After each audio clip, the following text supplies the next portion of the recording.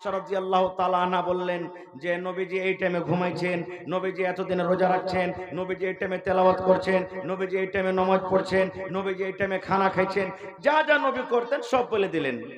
এবার তিনজন সাহাবীকে শুনে কম মনে হয়েছে। হ্যাঁ, আল্লাহর নবী ও যদি একটু কম করে তাও চলবে, আমরা হলাম পাপী গুনাহগার মানুষ, আমরাকে বেশি বেশি করতে হবে, না করতে গেলে আল্লাহর জান্নাত যেতে পারবো না। খুব তো বেশি কি করতে হবে?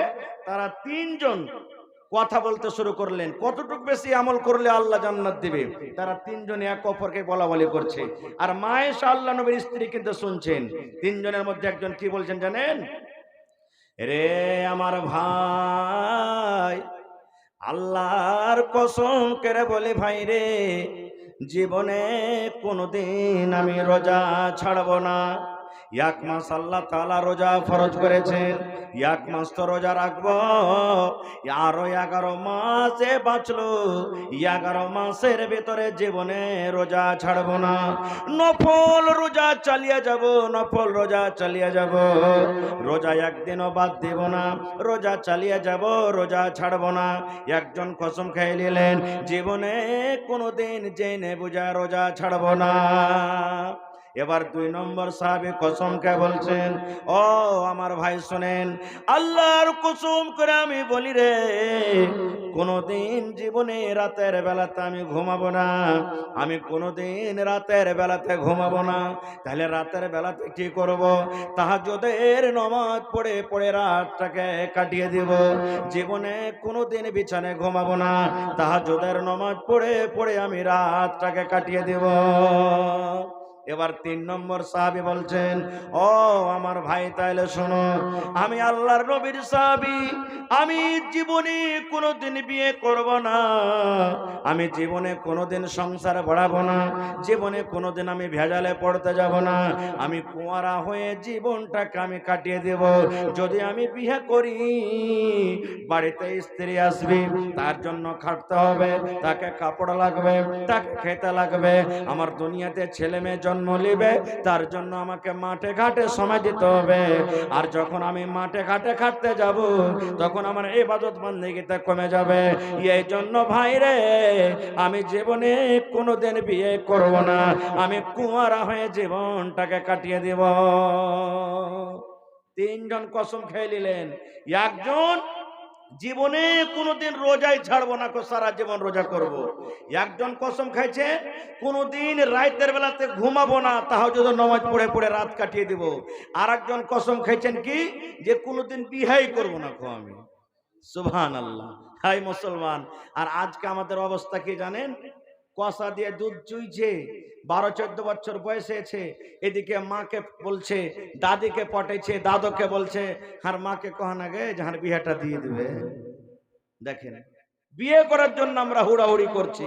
এই যে রমজান মাস সামনে আসছে, কত ভাই রোজার মাসে রোজা রাখবে না, দিনের বেলাতে যেমন এখন খাইছে, রোজার দিনও খাইবে, আর বলবে বাড়তে কি খরচা নেই যে রোজা করে বেড়াবো, এত বড় লম্বা দিন রোজাটা কে করবে?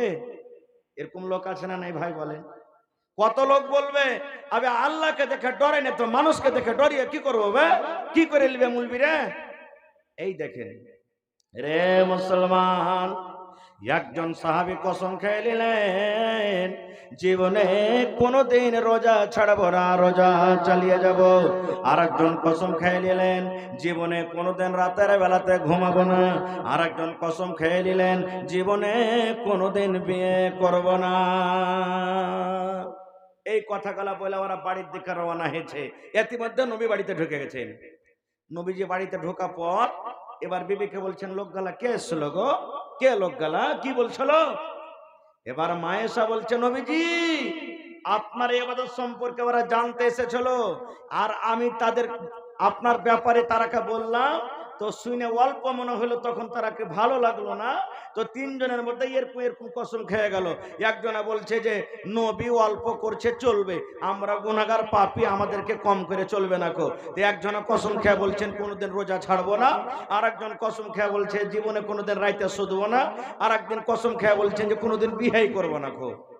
যেমন কথাটা বলা, নবীর চোখ গাল একবারে বেদনা দানার মতন লাল হয়ে গেল। যে তারা বলছেন, এই শোনো এখানে, শোনো এখানে 3 জন, তোমরা তিনজন এলেন। এবার দয়ার রাসূল বললেন, বাবারে তোমরা নাকি তিনজনে তিন রকমের কথা বলেছো, তিন প্রকারের তোমরা কথা বলেছো। সে সাহাবীরা বলছেন, ইয়া রাসূলুল্লাহ বলেছি।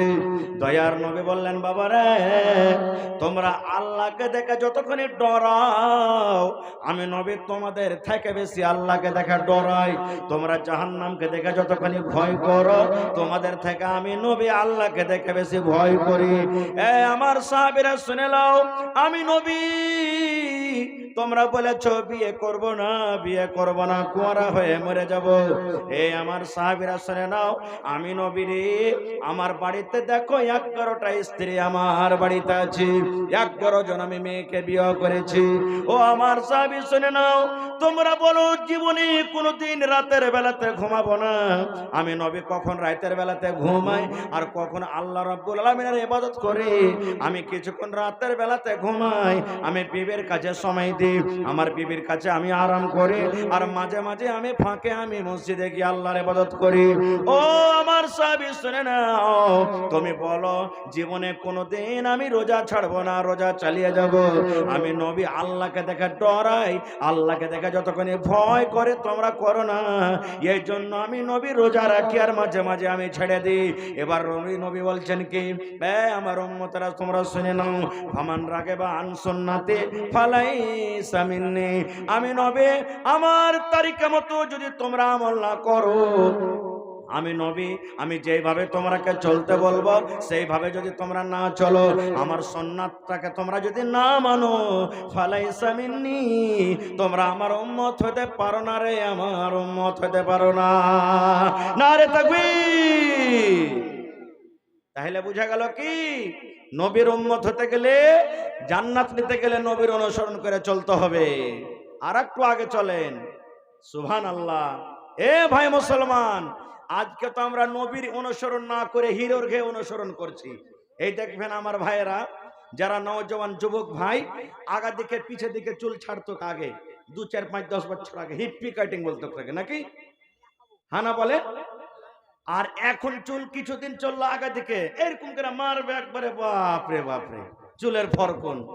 আবার এখন কিছু চুলের কাটিং এসেছে কি, গোটাই চারিদিকে একবারে সুন্দর করে কাটবার, মধ্যখানে একবারে রাখবে, ওইটার নাম বলে জুত্তা কাটিং, বলে না চাপ্পাল কাটিং, চাপ্পাল কাটিং বলে। ভাই বলছেন চাপ্পাল কাটিং এটা। ভাই মুসলমান, আল্লাহ রাসূল সাল্লাল্লাহু আলাইহি ওয়াসাল্লাম যেভাবে আমল করতে বলেছেন রে ভাই, সেইভাবে যদি আমরা আমল না করে, আমাদের আমল নষ্ট হয়ে যাবে, বরবাদ হয়ে যাবে রে ভাই, আমাদের আমল নষ্ট হয়ে যাবে, বরবাদ হয়ে যাবে।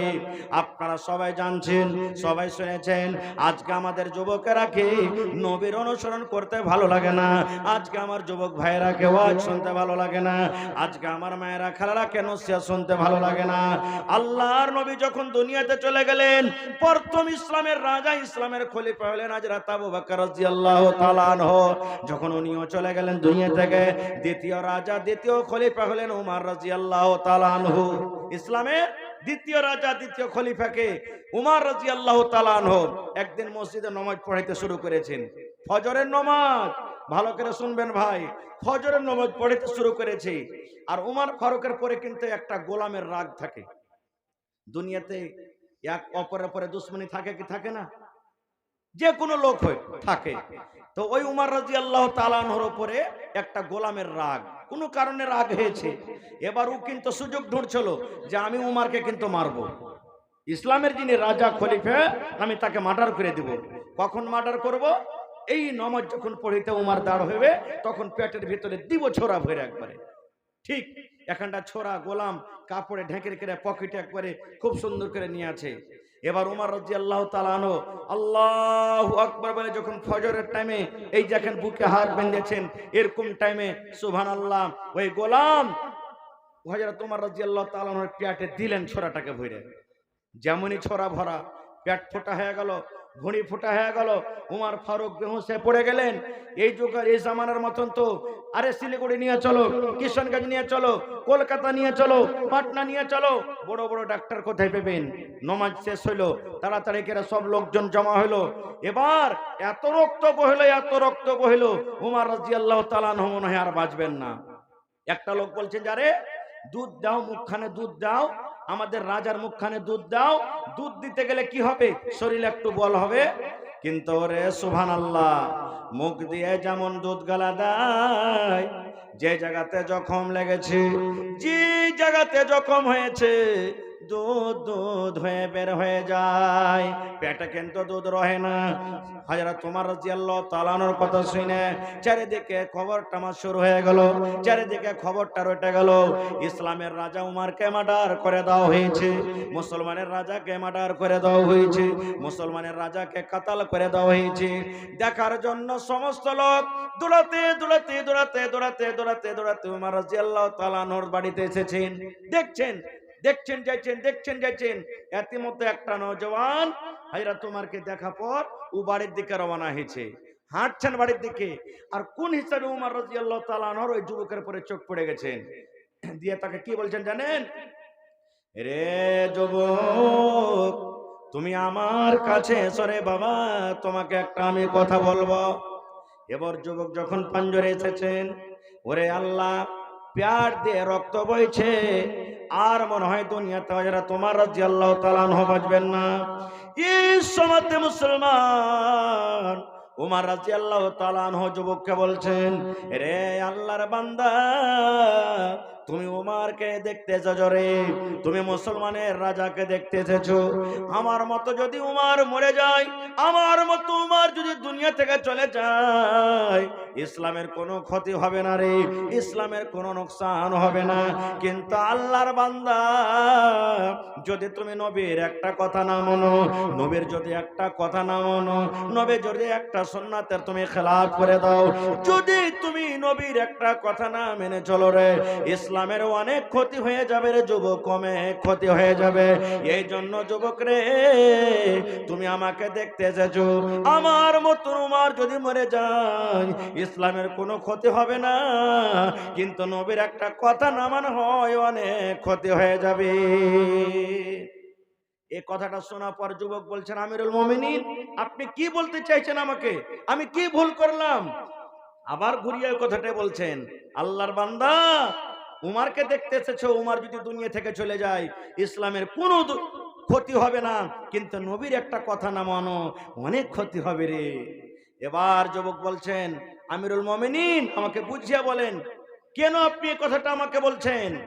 রে আমার যুবক ভাইয়েরা শোনেন, হযরত ওমর রাদিয়াল্লাহু তাআলা আনহু এবার ওই যুবককে বলছেন, আরে আল্লাহর বান্দা, তুমি উমারকে দেখতে এসেছো, তোমার লুঙ্গিটার দিকে দেখো রে, ইরফা ইজারাক কিংবা ইরফা সাওবাক। যুবক রে, নবীর হাদিস আছে, এই টাকনা থেকে নিচে যদি লুঙ্গি পায়জামা নিচে চলে যায়, ওই জায়গাটা কিয়ামতের দিন আল্লাহর জাহান্নামে পড়বে। যে টাকনা থেকে নিচে লুঙ্গি পায়জামা চলে যাবে, ওই জায়গাটা আল্লাহর কিয়ামতের দিন জাহান্নামের আগুনে জ্বলবে। এই জন্য যুবক রে, তুমি লুঙ্গিটাকে উঁচা করে পরো, তুমি এই টাকনা থেকে লুঙ্গি পায়জামাটাকে উঠিয়ে নাও। যদি তুমি টাকনা থেকে উঁচা করে লুঙ্গি পরো রে যুবক, নবীর কথা মানা হবে, ইসলামের কথা মানা হবে, নবীর তারিখে মতন জীবনটা কাটা হবে রে, একটা নবীর হাদিসের প্রতি আমল হবে, আল্লাহ এবং আল্লাহ রাসূল রাজি হয়ে যাবেন। আর তুমি আমাকে দেখতে এসেছো, আর যদি নবীর কথা না মানো যুবক রে, আমার মতো উমরকে দেখে তোমার কোনো লাভ হবে না। নারে তাকবীর! হয়নি, হবে না, হতে পারে না, আমার নবীর সাথে কারো তুলনা। হয়নি, হবে না, হতে পারে না, আমার নবীর সাথে কারো তুলনা। হায়রে তুলনা তো দূরের কথা, ছায়াও মিলে না। হয়নি, হবে না, হতে পারে না, আমার নবীর সাথে কারো তুলনা। হয়নি, হবে না, হতে পারে না, আমার নবীর সাথে কারো তুলনা। সকল নবী রাসূল ছিলেন খোদার দিওয়ানা, দো নয়নে দেখব খোদা ছিল তামান্না, আরে মোর নবীকে ডেকে নিলেন, আরে মোর নবীকে ডেকে নিলেন, দেখবে রব্বানা। হয়নি, হবে না, হতে পারে না, আমার নবীর সাথে কারো তুলনা। হয়নি, হবে না, হতে পারে না, আমার নবীর সাথে কারো তুলনা। ইউসুফকে দেখে যারা আঙুল কেটেছে, তারা কে আমার নবীর রূপ দেখেছে। ইউসুফকে দেখে যারা আঙুল কেটেছে, তারা কি আমার নবীর রূপ দেখেছে। আরে দেখতো যদি কেটে দিত, আরে দেখতো যদি কেটে দিত কলিজাখানা। হয়নি, হবে না, হতে পারে না, আমার নবীর সাথে কারো তুলনা। হয়নি, হবে না, হতে পারে না, আমার নবীর সাথে কারো তুলনা। নারে তাকবীর। আর একটা হাদিস শুনেন, মজার হাদিস। আল্লাহর নবীর জামানাতে নবীজি আনসার এবং মুহাজিরের ভিতরে ভাইচারা লাগিয়ে দিলেন, ভাই লাগিয়ে দিলেন। কারণ যারা মক্কা থেকে হিজরত করে মদিনে চলে গেছেন, বাড়ি ঘর, কত লোক নিজের বিবি, কত লোক নিজের ছেলে মেয়ে, জমিন জায়গা সব ত্যাগ করে চলে গেছেন, সবাই জানছেন এটা নাকি। এবার মদিনাতে যখন পৌঁছলেন, নবীজি ভাই লাগিয়ে দিলেন। এই, এটা তোমার ভাই, এটা তোমার ভাই, এটা তোমার ভাই, এটা তোমার ভাই, এটা তোমার ভাই। নিজের মায়ের পেটের মতন ভাইয়ের মতন রিশতা লাগিয়ে দিলেন। সব সাহাবীর কথা বলবো না, একটা সাহাবীর কথা শুনেন। সালমান রাদিয়াল্লাহু তাআলা আনহু আর আবু দারদা রাদিয়াল্লাহু তাআলা আনহু, দুজনের মধ্যে ভাই লাগিয়ে দিলেন নবীজি। এ সালমান, এ আবু দারদা, তোমরা হলে দুটো ভাই। সহিহ হাদিস ভাই, ভালো করে শুনবেন।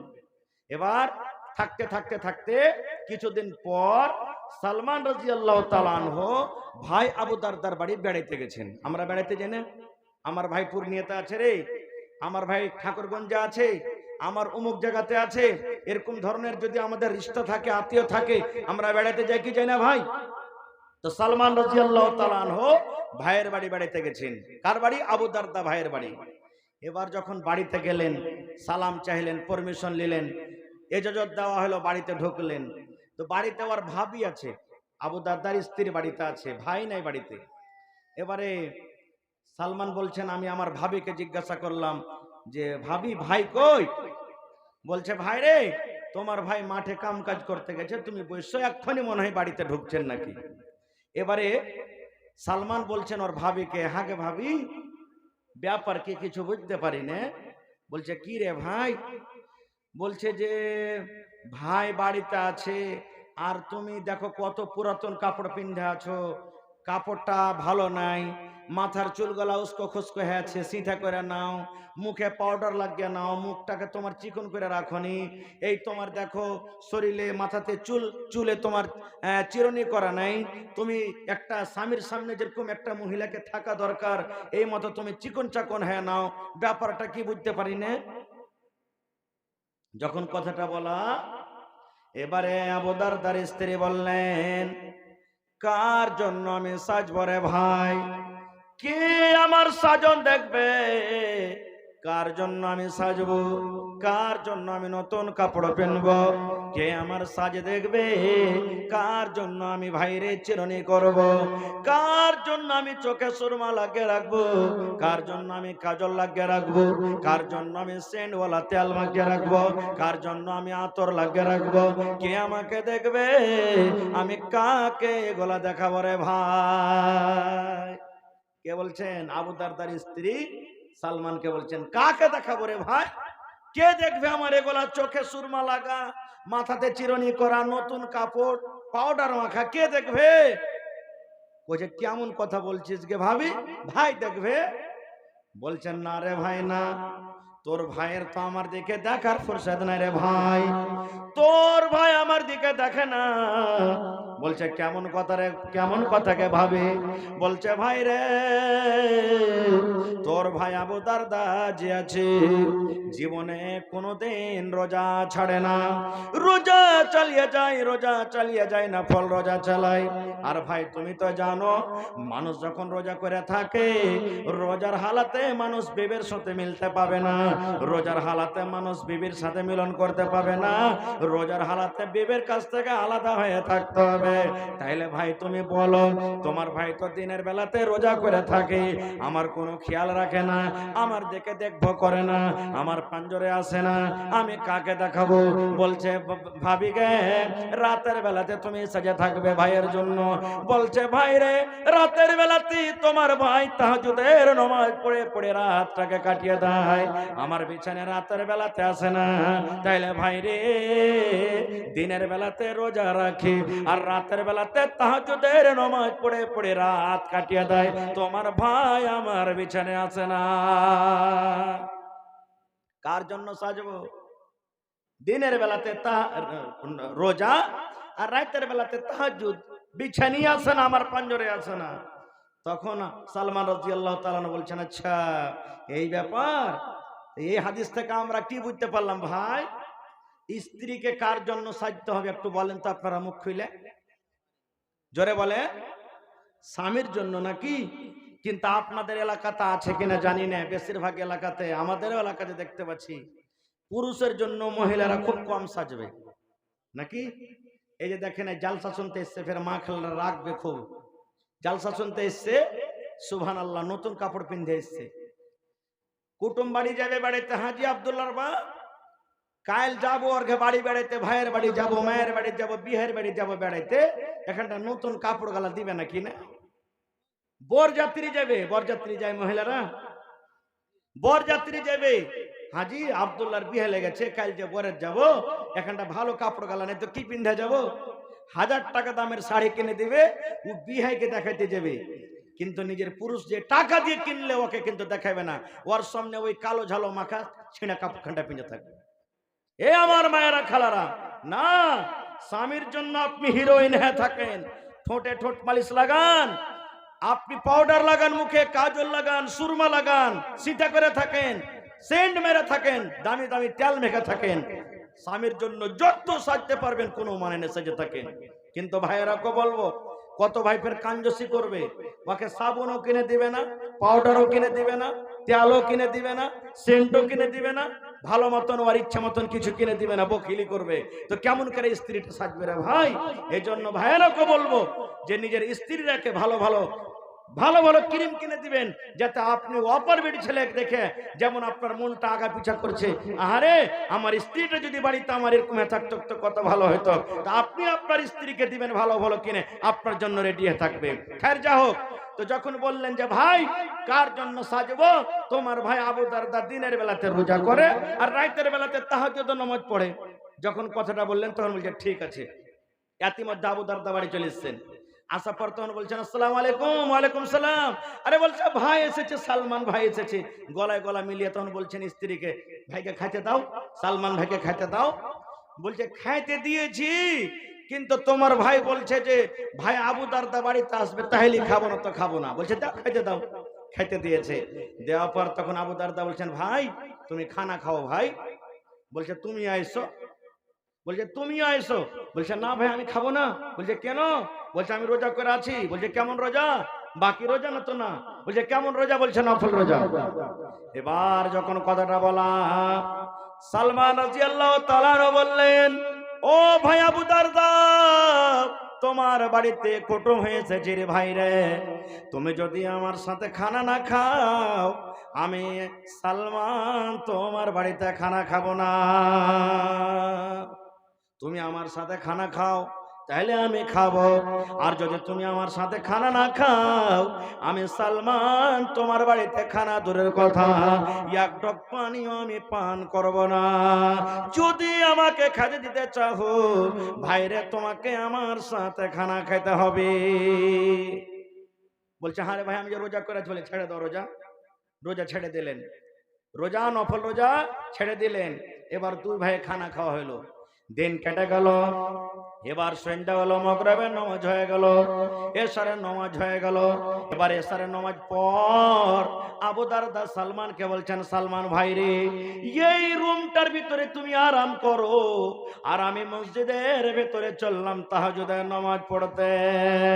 বলছে এই যেতে পারবে না এখনো, আমি কি তাহাজ্জুদের নামাজ পড়বো না? আমিও নামাজ পড়বো।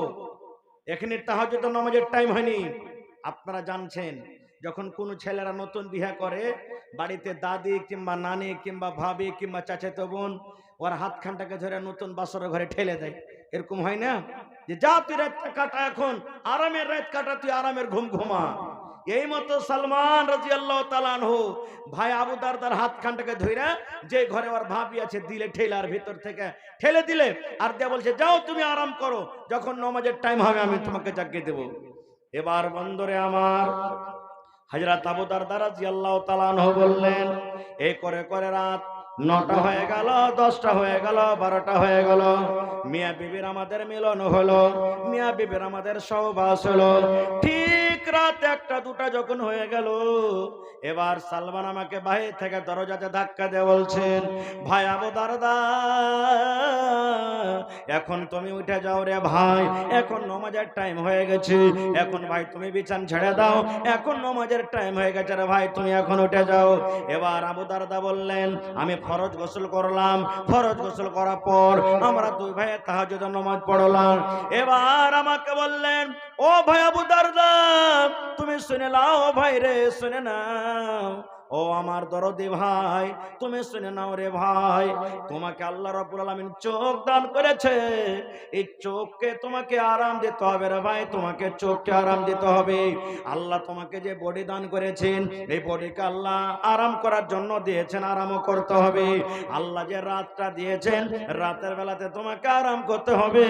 আল্লাহ তোমাকে সুন্দর গোলাপ ফুলের মতন স্ত্রীটা দিয়েছে, স্ত্রীর তোমাকে হক আদায় করতে হবে, স্ত্রীর পাঞ্জরে তোমাকে ঘুমাইতে হবে, স্ত্রীর পাঞ্জরে তোমাকে ভালো মন্দ গল্প করতে হবে। তোমার বাড়িতে যদি মেহমান চলে আসে, মেহমানের সাথে তোমাকে খানা খাইতে হবে, মেহমানের সাথে ভালো মন্দ গল্প করতে হবে। তুমি আল্লাহর হক আদায় করবে, মেহমানের তুমি হক আদায় করবে না, তুমি বিবির হক আদায় করবে না, তুমি চোখকে আরাম দিবে না। সমস্ত হককে বাদ দিয়ে তুমি যদি এক আল্লাহর হক আদায় করো, এরকম ইবাদতে আল্লাহ রাজি হবে না, এরকম ইবাদতে আল্লাহ রাজি হবে না, এরকম ইবাদতে আল্লাহ রাজি হবে না। যাও, তোমাকে চোখকে আরাম দিতে হবে, মেহমানের হক আদায় করতে হবে, বিবির হক আদায় করতে হবে, সমস্ত কিছুর হক আদায় করতে হবে, তাহলে তোমার আমল আল্লাহর কাছে কবুল হবে। না হলে সমস্ত লোকের হক বাদ দিয়ে তুমি এক আল্লাহর হক আদায় করবে, এরকম ইবাদতে আল্লাহ রাজি হবে না। আবু দারদা বলছেন, ফজরের নামাজের পর আমি নবীর কাছে চলে গেলাম, আর আমার সাথে যা ঘটনা ঘটেছে নবীকে সব কথা আমি বলে দিলাম। এবার নবী তখন বলছেন, আবু দারদা সাদাকা সালমান, সালমান ঠিকই বলেছে তোমাকে, ঠিকই তোমাকে বলেছে। তো ভাই আমার এই হাদিস থেকে বুঝতে পারলাম কি, ইবাদত বান্দেগি করতে গেলে আল্লাহ তাবারাক ওয়া তাআলা রাসূলের অনুসরণ করে করতে হবে। আমরা কাহারি হক মারবো আর কাহারি হক মেরে আল্লাহর ইবাদত করব, এরকম ইবাদত আল্লাহ কবুল করবেন না। আর একটু আগে চলেন, আপনাদের এলাকাতে, আপনাদের এই এলাকাতে মহিলারা ঈদ বকরিদের নামাজ কোথায় পড়েন ভাই? ঈদগাহে না মসজিদে? জোরে বলেন। মসজিদের ভিতরে নাকি? এই মসজিদে পড়ার কিন্তু প্রমাণ নেই। মহিলাদের ব্যবস্থা করতে হবে আপনাদেরকে, মহিলাদের ব্যবস্থা করতে হবে। এবং মা খালাদেরকে বলবো, এ আমার মায়েরা খালারা, আপনাদের জন্য একটা খুব মজার হাদিস শুনে যাচ্ছে গে মা। আহা, আল্লাহর নবীর জামানাতে এক মহিলা সুবহানাল্লাহ নিজের স্বামীর উপরে কেস করতে চলে গেছেন। আজকে ভাই ভাই লড়াই হয়, ভাই ভাই ঝগড়া হয়, মানুষ কেস করতে যায় থানাতে, কোর্টে। নবীর দরবারে এক মহিলা নিজের পুরুষের উপরে কেস করতে চলে গেছেন। কেমন কেস? আমাকে ভাত কাপড় দেয় না, জি না। আমাকে ভালো মন্দ খেতে দেয় না, জি না। আমাকে বাড়িতে গালিগালাজ করে, জি না। কিসের কেস? এই আমার মায়েরা খালারা ভাইরা শুনেন, সেই মহিলা বলছেন, আমার স্বামীর নাম হলো সাফওয়ান বিন মুআত্তাল, আমি স্বামীর ব্যাপারে নবীর দরবারে কেস করতে গেলাম। কেস করতে যদি যাচ্ছি, দেখছি নবীর পাঞ্জরে আমার স্বামীও বসে আছেন। আপনারা যেমন বসে আছেন, নবীর জামানাতে মজলিস লেগা আছে। সেই মহিলা বলছেন, আমি চলে গেলাম ভালোভাবে পর্দাশীল হয়ে নবীর দরবারে। এবার দেখছি আমার স্বামীও কিন্তু নবীর পাঞ্জরে বসে আছেন। এবার মনে মনে বলছেন, আল্লাহ, যার ব্যাপারে কেস করব সে কেস নিয়ে এসেছি, সে আমার স্বামী তো নবীর পাঞ্জরে বসে আছে, আল্লাহ কি করবো এখন? বলছেন, না, যা হবে পরে হবে, কিন্তু আমি নবীর দরবারে এসেছি, সে কাজ করে যাব। কি শেখায়েত? সে মহিলা বলছেন, আসসালামু আলাইকুম ওয়া রাহমাতুল্লাহ। আল্লাহ রাসূল বলছেন ওয়ালাইকুম আসসালাম ওয়া রাহমাতুল্লাহ। কি ব্যাপার? এ আমার মায়েরা, খালারা, ভাইয়েরা শুনেন। এবারে সেই মহিলা বললেন, ইয়া রাসূলুল্লাহ, হে আল্লাহর নবী গো, আমার স্বামী সাফওয়ান বিন মুআত্তাল গো, নবী যে আপনার পাঞ্জরে বসে আছেন, নবী গো তার ব্যাপারে তিনখানা আমি শিকায়ত নিয়ে এসেছি। এই যে আমার স্বামী সাফওয়ান বিন মুআত্তাল আপনার পাঞ্জরে বসে আছেন, তার ব্যাপারে তিনখানা আমি কেস করতে এসেছি গো নবীজি।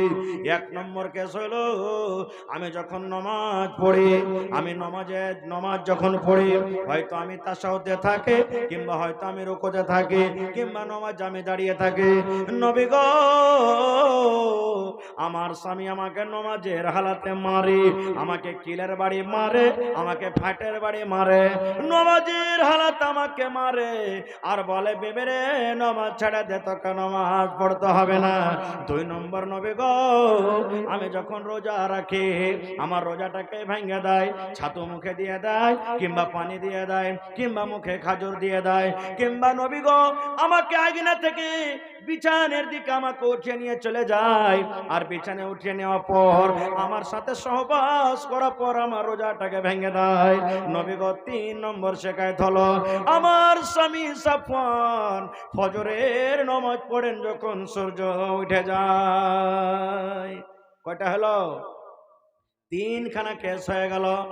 এক নম্বর, রাসূল বললেন, সেই মহিলা বলছেন, নবী গো আমি নামাজ পড়ি, আমার স্বামী নামাজের হালাতে মারে, আর বলে বিবি রে নামাজ ছেড়ে দে।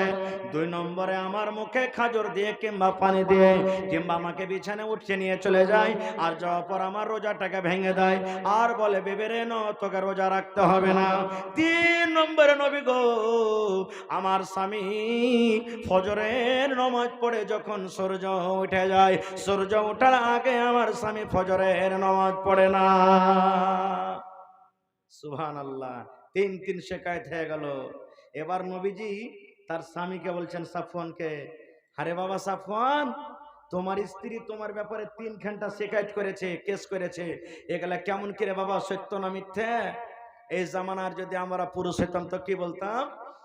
চোখ মুখকে লাল করে একবারে দাঁত কোটাকে একবারে কড়মড় করে বলতাম, হালের বেটি হালি, তোকে কাপড় দিচ্ছি, খাইতে দিচ্ছি, পিনতে দিচ্ছি, আর তুই আমার ব্যাপারে শেখায়ত করতে এসেছিস, চল তোকে বাড়িতে যে তোকে দেখছি ধুর মুছে তোকে ধুনবো, এই কথাটাই বলতাম।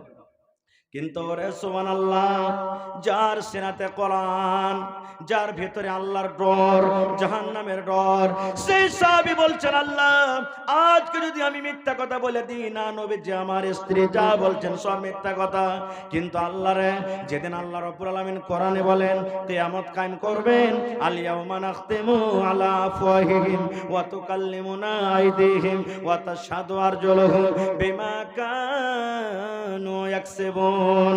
আল্লাহ কিয়ামতের দিন মানুষের মুখে মোহর লাগিয়ে দেবেন, আল্লাহ সেই মোহর মুখে লাগিয়ে দিবেন, মানুষের মুখে কথা বলতে পারবে না, মানুষের হাতে সেদিন কথা বলবি, পায়ে গাওয়া দিয়ে দিবে, বিমা কানু ইয়াকসিবুন, যা দুনিয়াতে আমরা আমল করব। এইবারে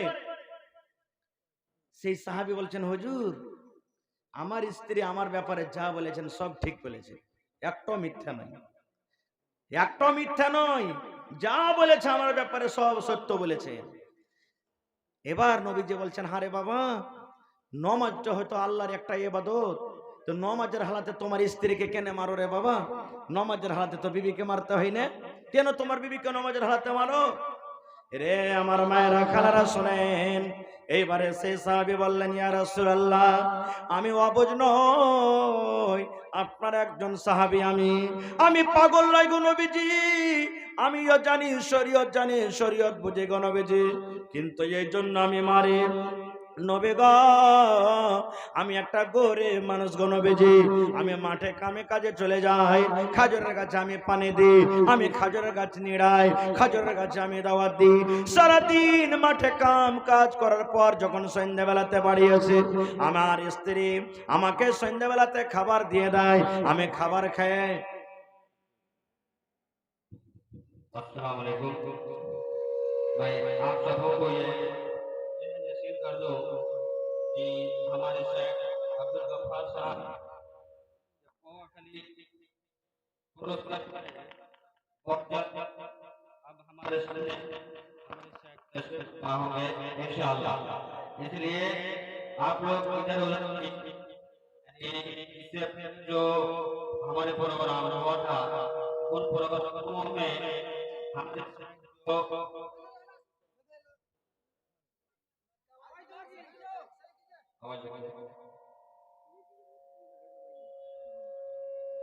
मैं आप सबों को बता दूं कि इससे पहले भी हमने प्रोग्राम किए थे, तो शेख मुनीरुद्दीन साहब की तशरीफ आवारी नहीं हो चुकी थी, इसी कारण तो उसी लेके लोगों के जहन में है कि शायद इस बार भी गफ्फार साहब नहीं आ रहे हैं।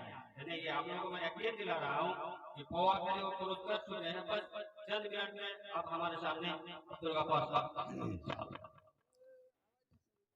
তো ভাই আমার এবার সে সাহাবী বললেন, ইয়া রাসূলুল্লাহ, আমি একটা গরিব মানুষ, সারাদিন মাঠে কাম কাজ করে গনবেজে, এবার সন্ধ্যাবেলাতে যখন বাড়ি আসি আমার স্ত্রী আমাকে খাবার দিয়ে দেয় আর আমাকে বলেন, স্বামী গো এবারে আপনি বিছানায় ঘুমিয়ে যান, এবার আপনি বিছানায় শুতে যান।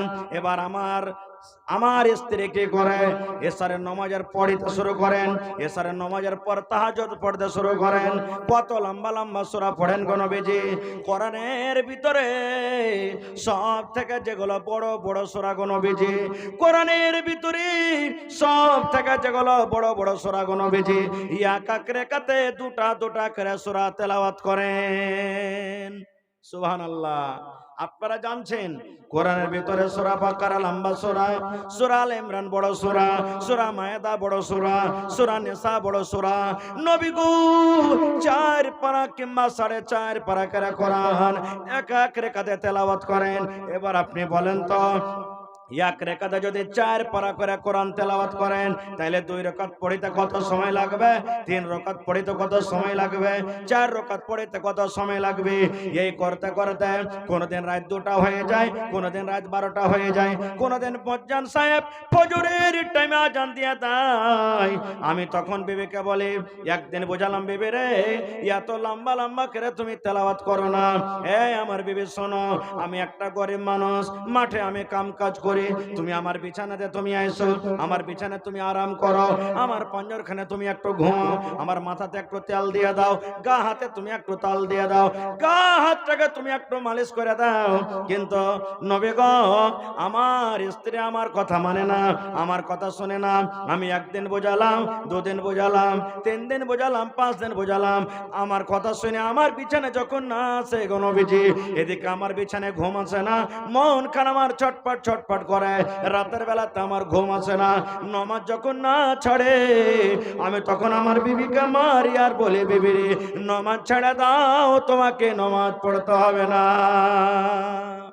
লম্বা লম্বা তেলাওয়াত করে আমার বিছানায় আসে না, এই জন্য আমি তাকে মারি।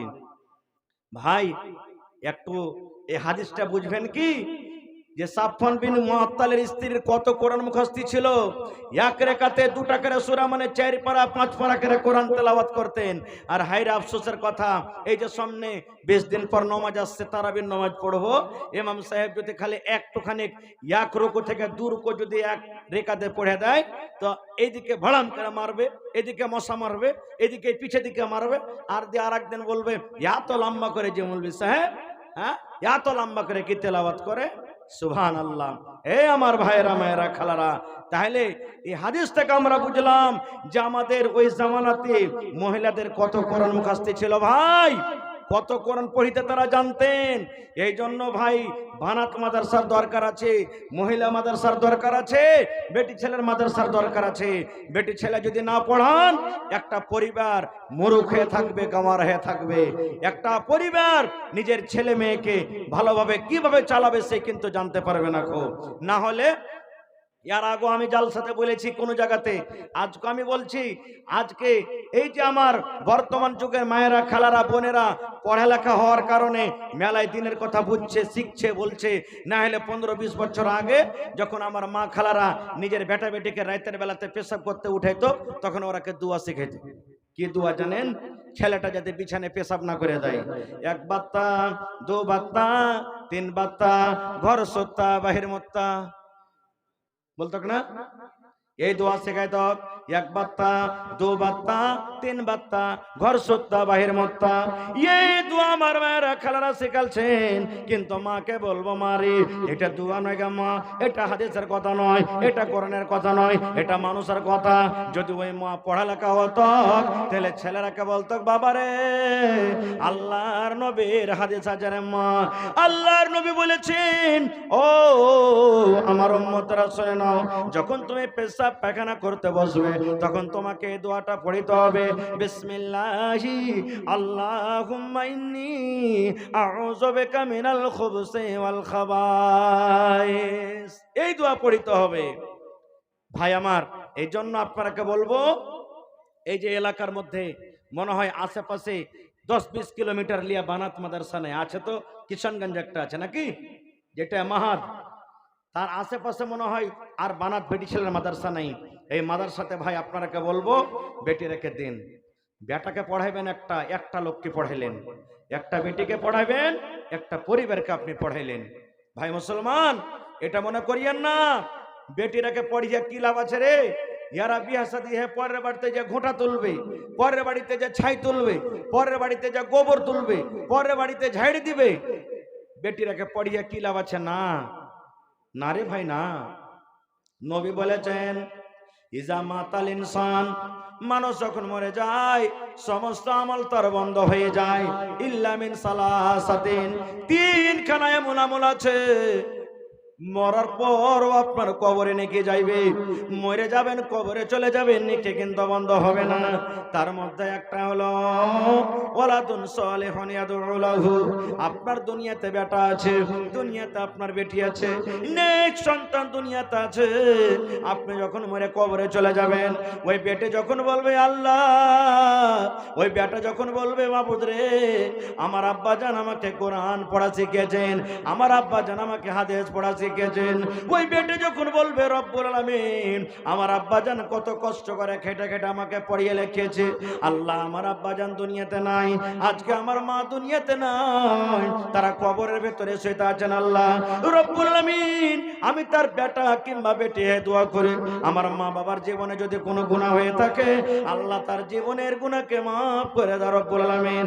আল্লাহ তোমার নাম হলো গাফফার, আল্লাহ তারকে গুনাহকে মাফ করে তুমি তাদের কবরে জান্নাতের বিছানা দিয়ে দাও। দয়ার রাসূল বলেছেন উম্মতরা যখন তোমার নেককার বেটা বেটিরা এইভাবে তোমার জন্য দোয়া করবে, ওই দোয়াটা আল্লাহ রব্বুল আলামিন অনলাইন তাদের কবরে আল্লাহ পৌঁছে দেবে। ভাই আমার, তাহলে সেই মাদ্রাসার সরকার হলেন আপনারা। এই মাদ্রাসাতে সরকারি সহযোগিতা কিছু আসে না, মাদ্রাসার মালিক মাদ্রাসার সরকার হলেন আপনারা। তো মাওলানা আব্দুল গফফার সাহেব চলে আসছেন, বাস 10 থেকে 15 মিনিটে ভাই আপনারা যত যে পেরেছেন দান করেছেন। আমি একটা লোককে আবদার করছি, আমি বানাতের ভিতরে গেছিলাম, ঘুরে দেখলাম সুবহানাল্লাহ মোটামুটি 200-এর ওপর বলছেন মাওলানা, যেখানে মেয়েরা পড়ালেখা করছে, বেটিরা বোনেরা পড়ালেখা করছে। কত খুশির কথা ভাই। আজকে যদি বানাত মাদ্রাসা না থাকতো তাহলে আজ আপনি এই জালসাতে আসতে পারতেন না, কারণ